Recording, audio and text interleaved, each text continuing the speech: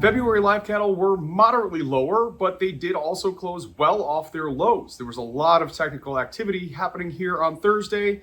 Really, the Feb live cattle pulled back after testing the 100-day moving average really for the last 5 sessions in a row and failing to break out above it. Also failing to break out above and close that gap that was left in the middle of October. That 100-day moving average getting in the way of that.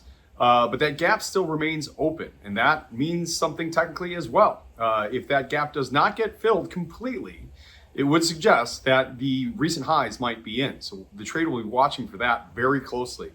But as I said, we did bounce off of our lows of the day and closed back above the 50-day moving average. So that could have been a lot worse and leaves the February live cattle in a position to potentially go and test that 100-day moving average once again and possibly fill that gap yet. So precarious place on the chart there for the Feb live cattle.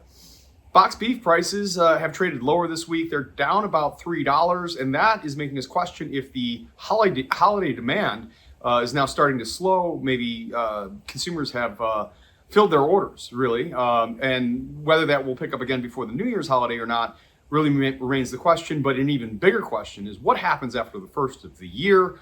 Does the really strong domestic demand for high-priced beef continue, or does it start to really wane? And the market is wrestling with that concept here at the moment.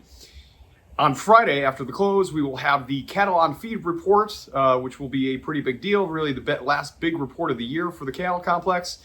The expectations are for 98.2% on feed, 90.9% year over year placed on feed, and 88.5% marketed. So that could be an interesting report.